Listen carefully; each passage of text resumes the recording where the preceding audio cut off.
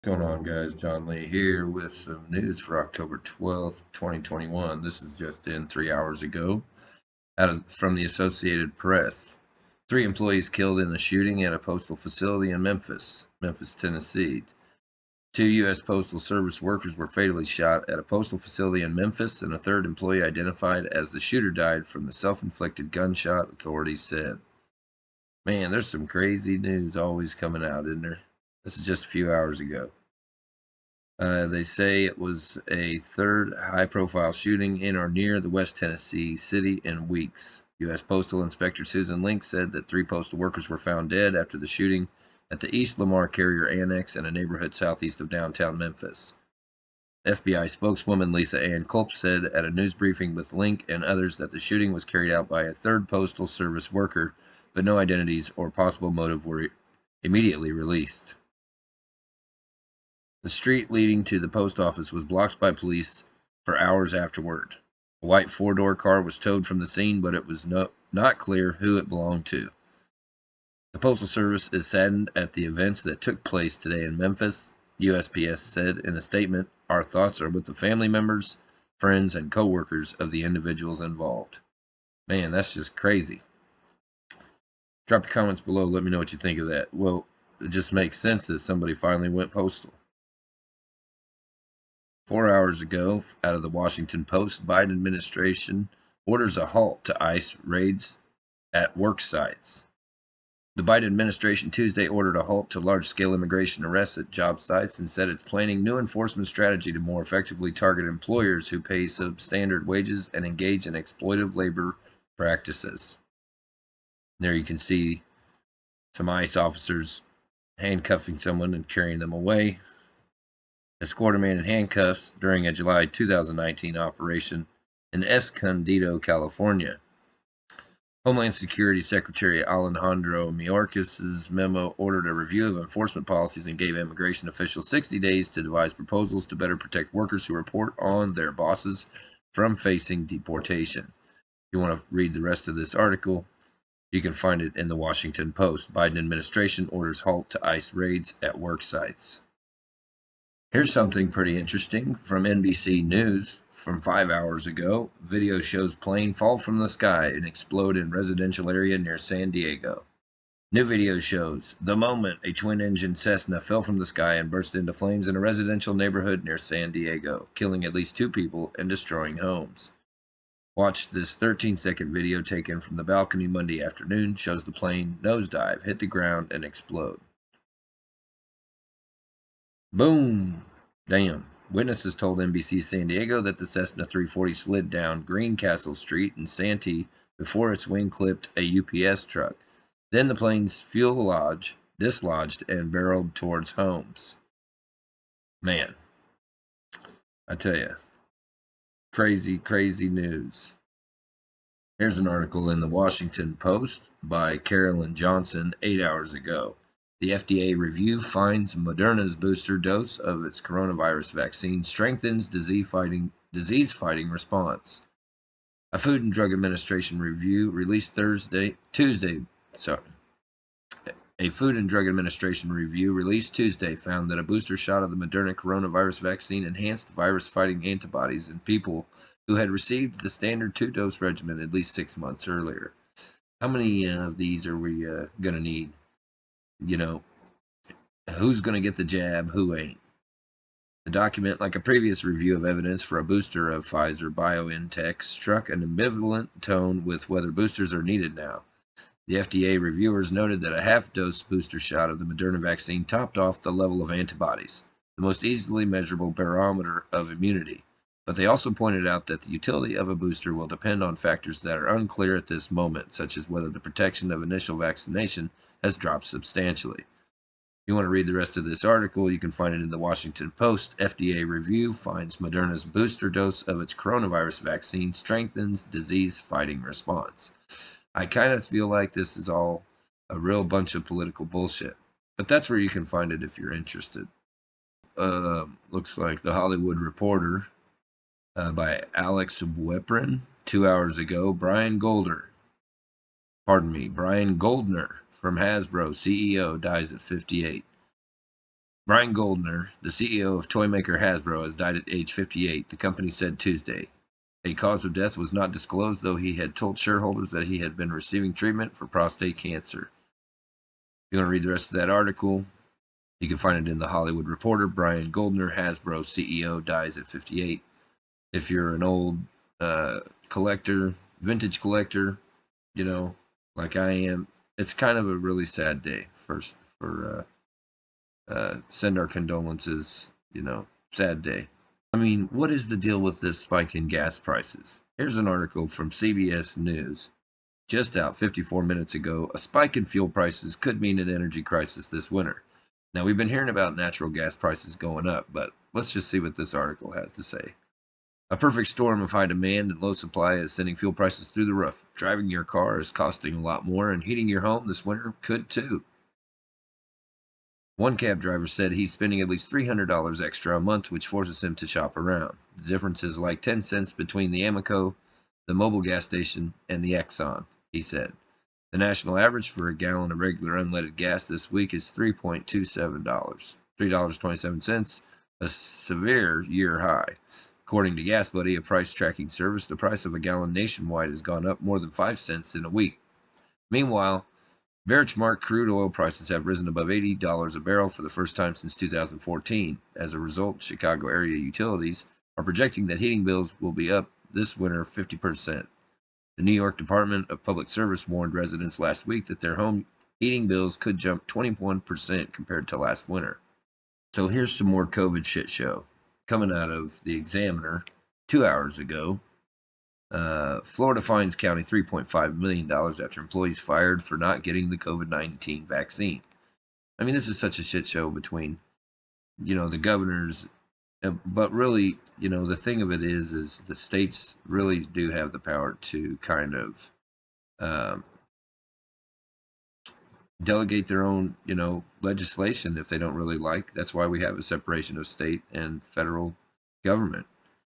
A county in Florida, there's old DeSantis, of course. A county in Florida enacted a mandatory vaccination policy and now faces a hefty fine. The Florida Health Department fined Leon County on Tuesday for violating the state's ban on vaccine mandates after the county fired 14 employees for not complying with its policy, Governor Ron DeSantis announced on Tuesday. Questions arise over vaccine mandate enforcement as multiple industries suffer. We must protect the jobs of Floridians. This is Mr. DeSantis wrote on Twitter. We must protect the jobs of Floridians and preserve the ability of Floridians to make their own decisions regarding what shot to take. I mean, this is just common sense. Leon County's administrator, Vincent Long, said in a statement, the county's vaccine mandate was not only completely legally justifiable, but it was a necessary and responsible action.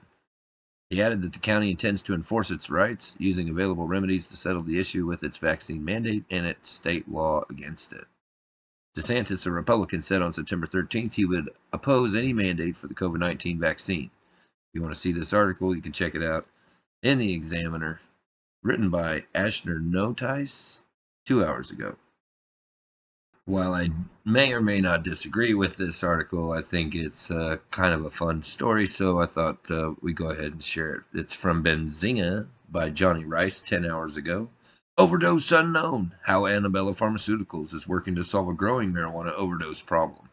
If you or somebody you know suffers from a marijuana overdose, get help today.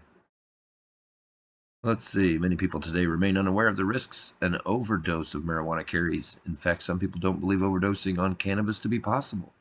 For many, even talking about marijuana overdose conjures up images of disingenuous scare tactic campaigns from the days of old. But while it's true the responsible marijuana use is an enjoyable way for many to relax and socialize, overdosing is in fact very real. The medical term for it is acute cannabinoid intoxication, and it carries with it some nasty side effects, including psychomotor impairment, agitation, and psychosis. I wonder if I have any of that. In a recent survey of 50 U.S. emergency room physicians, it was found that on average each doctor saw 173 cases of acute cannabinoid intoxication per year. Last year saw 1.7 million emergency department visits in the U.S. alone for cannabis-related issues, and this number is growing rapidly by as much as 15% every year. If you want to read the rest of this article, you can find this funny article in Benzinga by Johnny Rice. Overdose Unknown, how Annabella Pharmaceuticals is working to solve a growing marijuana overdose problem. Well, this is kind of a concerning article. I'm glad I found it. It's from CBS News by Kate Gibson 3 hours ago. Baby cereal sold at Walmart recalled for too much arsenic. Certain parents' choice rice baby cereal sold only at Walmart is being recalled after random tests found above guidance levels of naturally occurring inorganic arsenic, a toxin connected to impaired cognitive development for those exposed in early childhood. That seems really bothersome for some reason.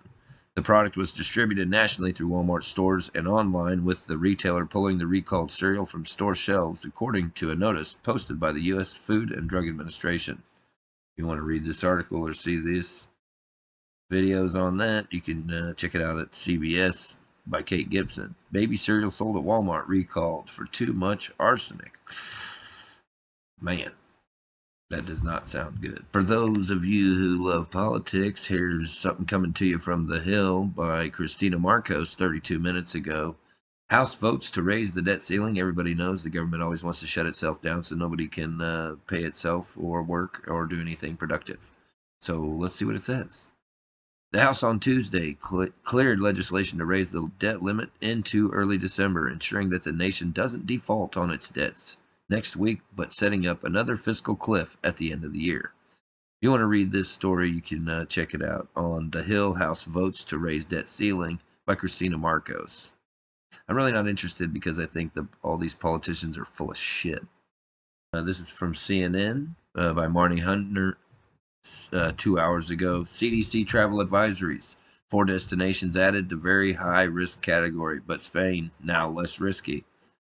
Bosnia and Herzegovina, Romania, and Belarus were deemed very high-risk travel destinations on Tuesday by the U.S. Centers for Disease Control and Prevention. Here's a little shot. The Imperial Baths are seen there. That's nice. If you want to read this article, go ahead. CDC travel advisories from CNN. Here's a fun article on some cannabis for those of you that like to indulge in that. Looks like it's from Benzinga by Nicholas Jose Rodriguez. Ohio's upcoming cannabis legalization lobby day attracts diverse organizations. I can only imagine. The Ohio Cannabis Lobby Day 2021, taking place on October 13th, is meant to educate legislators and the general public about the need for medical marijuana patients' rights, as well as to legalize and regulate legal weed. You can see it there, up there on the little scale. 654. I don't know what they're weighing. Sounds interesting. Sounds like Ohio might be legalizing cannabis. Check it out. Here's some artsy craftsy stuff. It looks like beach decor sea glass wreath.